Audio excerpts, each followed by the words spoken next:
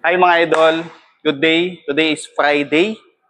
Meron lang ako i-share sa inyo na kumbaga hint kung sa mga nagbabalak na bumili ng second hand na sasakyan, kung paano niyo malalaman kung ito ba'y galing sa bangga or sa mga accident pagdating sa kalsada.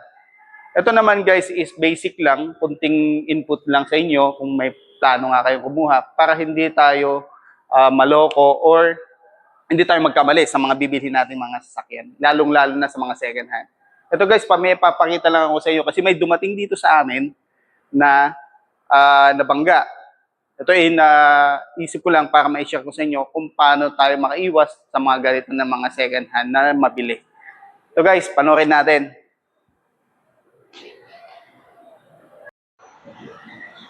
Ito mga idolo, ipapakita ko sa inyo. Meron kasing dumating dito na nabangga.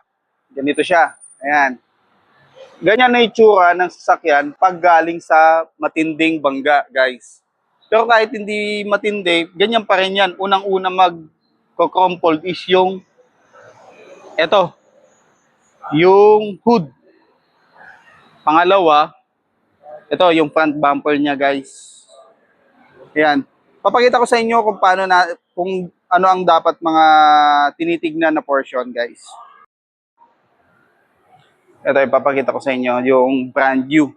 Yung wala pang tama, syempre, brand new eh. Bubuksan lang natin isa. Yan. Yan, i-kumpara na lang natin sa mga second hand. Kumbaga, pero ito brand new to. Syempre, pag tinignan natin sa harapan, sariwang-sariwa yan. Yan, di ba? Lahat yan. Ang una natin tinitignan dyan, guys, kasi nga, pag nagkaroon ng bangga ang isang sasakyan, unang-una nga, yung sabi ko sa inyo, is yung hood. Ito ang una yung titignan, guys, yan. Dito sa corner na to. Yan, itong mga to. Paikot. Bakit yan ang unang tinitignan? Kasi, dyan kasi guys, yung sa mga hood na ganito, hindi yan na makikita mo dyan kung galing sa repair na. Dito kasi, sa hood, ang nag-a-assemble nito is yung robot. Robot ang gumagawa niyan guys. Pati yung mga, yan, yung paghihinang yan, yung mga to, robot yung gumagawa dyan. Kaya dyan, malalaman nyo na, ito, yung mga yan, yung mga ribbit na yan, yung mga yan, hindi yan tao yung mga naghihinang dyan guys. Robot lahat. Pati yung dito sa may gilid, yan, yung pag ano nito, pag ito kasi hindi naman to winelding no ano eh. Hininang to na ano. Robot lahat yan yung gumagawa. Tapos pangalawa, dito naman sa may corner panel, dito, sa mga portion na to, makikita mo dyan kung intact pa ba yung mga, ito, yung mga ganyan niya, yung mga kanal na yan. Makikita mo yan. Kasi yan, hindi na kayang ibalik sa dati. If ever na tumama talaga yan. Yan, lahat. Dito, kung sa corner panel naman yung may tama at ito ni-repair ng mga body repair.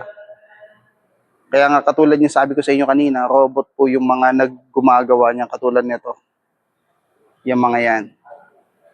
Tapos dito naman sa mga pang-ilalim, syempre kung sa baba naman, sa pang-ilalim naman guys, dito, makikita mo naman yung portion dito sa may gilid, sa ilalim. Yan, kung eksaktuhan lang yung ano niya. Tapos dito, yung mga portion na to. Yan. Once na galing sa repair kasi ang sasakyan, ang mahirap na habulin ng kulay at saka yung ano, yung finish, yung mga dulo, yung dugtungan, yung mga yan. Diyan, yan yung tinitingnan dyan. Kasi kung dito mo lang tinitingnan sa body, hindi mo mapapansin na galing pala sa banggaya. Kaya yung mga kumukuha ng mga second hand, dapat maging aware kayo sa mga ganon. Yun. Kasi sa makina naman, wala namang problema sa makina kasi nga, napapalitan yung mga yan. Tapos dito, yung mga radiator grill, mga pyesa yan, pinapalitan yan pag nilagyan ng bago, ganyan. Pero dito lang talaga medyo hirap na habulin dito sa mga ganito. Diyan, lalong-lalo na guys dito sa hood. Yun. Tapos kung sa likod naman, syempre sa likod, dito naman sa likod, katulad dun sa hood pa rin guys, ganun pa rin naman yan. Yan. Kung napapansin nyo yung corner na yan, yung edge na yan, yan. Kung napapansin nyo mga ganyan na portion, yan. Ganun pa rin, robot pa rin po yung nag-assembled niyan, yung gumawa. Kaya kung ni-repair yan, makikita nyo yung difference ng hindi na-repair at saka yung ni-repair. Itong mga to. Yan. 'Di ba? Itong mga ganyan. Kasi sa sasakyan kasi guys is panel by panel kasi yan. Siyempre hindi naman, kunwari dito yung nabangga. Yan kasi once na kinilaim niya sa insurance, dito mga to, bare panel kasi yan pag pinalitan ng insurance. Yan. Sa likod guys, wala namang problema kung sakaling naman na ni-repair yung likod. Likod naman yan, wala namang mga masyadong electrical na nandiyan nakalagay. Ang medyo mahirap lang guys is yung harap. Siyempre, once na yung harap ang nabangga at major po yung bangga tapos inayos lang, siyempre hindi na ganun ka intact. Lalong-lalo na sa engine bay. 'Di ba? Yun lang naman yung mga basic lang naman. Hindi mo na kailangan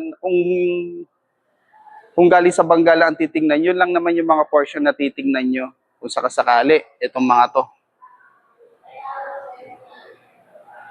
'Di ba?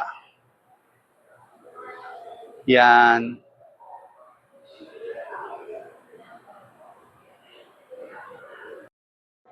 Yan guys, hanggang dito lang muna yung video natin for today. Sana nakatulong sa inyo kung may plano kayong bumili ng mga second hand na sasakyan. At yun ang titingnan nyo, unang-una, kung galing ba yan sa bangga o hindi. Yun. Kung nagustuhan nyo yung video natin na to is pahingin naman na isang like dyan or pa-subscribe na rin. Maraming salamat at hanggang sa muli. God bless.